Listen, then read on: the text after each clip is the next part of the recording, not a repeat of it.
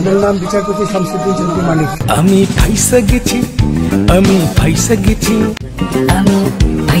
Mind কারছি পায়। Guys, উত্তেজিত বিচারপতি মানিক নিজেই ফাইসা গেছে মাইন্ড কারছি পায়। ভাই, আওয়ামী লীগের ওনারা কি পালানোর চেষ্টা করতেছে নাকি যেমন খুশি তেমন সাজতেছে? কেন, কি হয়েছে? একজন হচ্ছে দাড়ি কামাই ফেলতেছে, আরেকজন পুরো দাড়ি রাইখা দিতেছে, মানে যেমন খুশি তেমন প্রতিযোগিতা চলতেছে। কাকা, আপনি না খুবই উত্তেজিত, কথায় কথায় উত্তেজিত হয়ে যান। উত্তেজিত হবে আপনি আমাকে উত্তেজিত করছেন। তো আপনার গলায় রশি বাইন্দা একজন ধরে আসছে, আপনি উত্তেজিত হইতেছেন না কেন? আমি তো কত রুগী নেই, মিডিয়াতে তো খুব সুন্দর। ওরে বাপরে, এখন দেখাইতেছে সে অসুস্থ, কত কি টকশোতার সাথে ঠিকই চিল্লাইতেন, যারে তারে রাজাকার বানাই দিতেন। রাজাকারের বাচ্চা মমিনুল হককে না, সে তো রাজাকারের বাচ্চা। জিয়াউর রহমান ছিল নাম্বার 1 রাজাকার দেশের। এনায়েতুল্লাহ আব্বাসী বলেন, চরমোনাই পীর বলেন, তারা সেই অর্থে সবাই রাজাকার।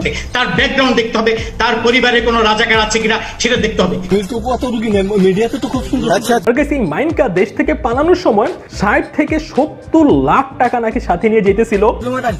60-70 লাখ।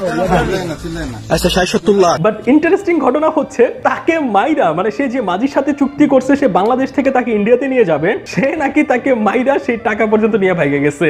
আচ্ছা, 60-70 লাখ। আচ্ছা, নিয়ে গেছে। মানে উনি হচ্ছে 15,000 টাকার একটা চুক্তি করে আসছে যে ওনাকে হচ্ছে বাংলাদেশ থেকে বর্ডার পার করে দিবে, এমন একটা চুক্তি। আপনি কত টাকা কন্ট্রাক্টে আসছেন? আমি 15,000 টাকা ওদের বলছিলাম, বাট উল্টা সেই দুইজন তাকে মাইরা তার টাকা পর্যন্ত নিয়ে গেছে। কিন্তু পরে এই দুই ছেলে আমারে মাইরা ধইরা শোনা গো, আমার খুব কষ্ট যে বলো।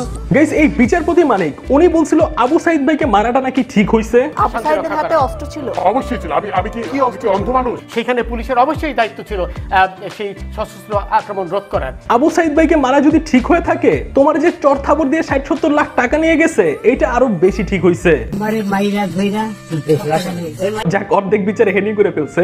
বাট চিন্তা করেন ভাই, 60-70 লাখ টাকা নিয়ে সে যাইতেছে। খোঁজ নিলে দেখা যাবে ওইগুলো অবৈধ টাকা। এইটা আমরা জানতাম। ভাই, ক্ষমতা, অহংকার এগুলো যে চিরদিন থাকে না, এর সবচেয়ে বড় প্রমাণ হচ্ছে এই বিচারপতি মানিক ওরফে কালামাইনকা। মাইনকা যায়, মানিক বলেনি, মাইনকা যায়। 2 দিন আগেও টক শোতে কিভাবে উত্তেজিত গলায় কথা বলছে। ডোন্ট প্লিজ এই ধরনের রাবিশ কথা বলবেন না আমার সাথে। এছাড়া এতদিন সে যেই লেভেলের জুলুম করছে, আজকে সেই মানুষটার অবস্থান দেখেন। বাংলাদেশ থেকে পালানোর জন্য তার এইভাবে মাটিতে শুয়ে থাকা লাগছে। ইভেন এই বিচারপতি মানিককে একবার এক সার্জেন্ট সালাম দেয় দেখে তাকে সে কান ধরে রাখছে। আদালতের বিচারকের গাড়িতে সালাম না দেওয়ার কারণে ট্রাফিক সার্জেন্টদের আদালতে কান ধরে বসে থাকতে বাধ্য করেছেন। তার গাড়ি ট্রাফিক সিগন্যালের লাল বাতির কারণে আটকে দেয় পুলিশ ও ট্রাফিক সদস্যদের রাস্তায় কান ধরিয়ে। আর আজকে তার গলার মধ্যে গামছা বেঁধে একজন ধরে আছে। তো অহংকার ভাঙতে যে আল্লাহর জাস্ট এক মুহূর্ত সময় লাগে, এই বিচারপতি মানিক এর সবচেয়ে বড় প্রমাণ। ভাই, এই বিচারপতি মানিকের একটাই কাজ ছিল, যাকে তাকে রাজাকার বানাই দেওয়া। এনায়েতুল্লাহ আব্বাসী বলেন, সবাই রাজাকার। বাট এই এনায়েতুল্লাহ আব্বাসী হুজুরের জন্মই হচ্ছে যুদ্ধের পরে। আর উনার মুখে মুক্তিযুদ্ধ, রাজাকারের কথা শুনে আপনার মনে হইতে পারে উনি অনেক বড় একজন মুক্তিযোদ্ধা। ইভেন উনি নিজেকে মুক্তিযোদ্ধার দাবিও করে। মুক্তিযোদ্ধা ছিলাম, কিন্তু মুক্তিযুদ্ধের সময় উনি ছিলেন দেশের বাহিরে। যারা বিদেশে মুক্তিযুদ্ধ করেছে, লন্ডনে আমরা মুক্তি সংগ্রাম করেছি। লন্ডন থেকে যুদ্ধ করছে, মানে লন্ডন থেকে গুলি মারছে, ওইগুলো পাকিস্তানি সৈন্যের উপরে এসে পড়ছে।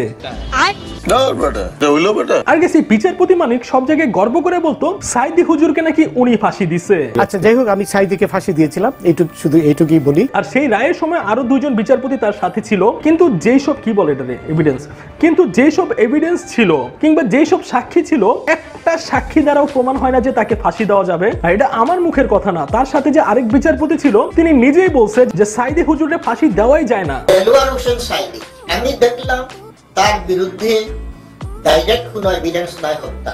বিচারক ছিল, সবাই রাজি হলো, একমাত্র শামসুদ্দিন চৌধুরী বলে ফাঁসি দেবে। এটা কোনো রায় হলো? যুক্তি থাকতে হবে, বিশ্লেষণ থাকতে হবে। ওইগুলো অনুযায়ী তাকে ফাঁসি দেওয়াই যায় না। কিন্তু তারপরও এই বিচারপতি মানিক বারবার ওনাকে ফাঁসি দেওয়ার ট্রাই করছে, যদিও লাস্টে পারে নাই, যাবজ্জীবন দিতে হয়েছে। ইভেন সাইদি হুজুরের যে সাক্ষী, তিনি পর্যন্ত স্বীকার করছে যে সাইদি হুজুর কোনো অপরাধ করে নাই। আল্লামা সাইদি কি রাজাকার ছিল? না ছিল না। আচ্ছা একটা সিরিয়াস কথা বলি, প্রায় 17-18 বছর ধরে হচ্ছে বিএনপি জামাত ক্ষমতায় নাই। আমার মনে হয় রাজনীতি নিয়ে যখন থেকে আমার বুঝ হয়েছে এরপর থেকে আমি মনে হয় বিএনপি জামাতকে কখনো ক্ষমতায় দেখি নাই। তো সাইদে হুজুরে আমি কখনো এমপি অবস্থায় দেখি নাই, কিংবা তার কর্মকাণ্ড এগুলো কিন্তু আমি কখনো বড় হয়ে দেখি নাই, যেহেতু উনি জেলে ছিল। তো তখন বারবার প্রচার করা হয়তো উনি হচ্ছে রাজাকার, উনি এই করছে। তো মিডিয়াতে যেগুলো দেখতাম সেইগুলো আসলে বিশ্বাস করতাম। কিন্তু এখন বুঝতেছি সাইদে হুজুরের উপর যে আসলে কত বড় অন্যায়টা হয়েছে। আর সবচেয়ে বড় কথা, আমি যখন দেখছি বিচারপতি মাইনকা উনি হচ্ছে সাইদে হুজুরের ফাঁসি দিয়েছেন, তখনই আমার বুঝে হয়ে গেছে এটা যে আসলে কি লেভেলের রায় হয়েছে। আচ্ছা যাই হোক, আমি সাইদিকে ফাঁসি দিয়েছিলাম, শুধু এইটুকুই বলি। তো এই বিচারপতি মানিকের থেকে আপনারা শিক্ষা গ্রহণ করেন, আমাদের সবারই শিক্ষা গ্রহণ করা উচিত। আল্লাহ কখন কাকে কই দিয়ে যায় এটাও বলা যায় না। কোনো অবস্থান নিয়ে কোনো কিছু নিয়ে অহংকার করেন না, কোনো কিছু নিয়ে জুলুম করেন না, কারণ সবকিছুরই একটা সময় পতন হয়। ঠিক বলেছো।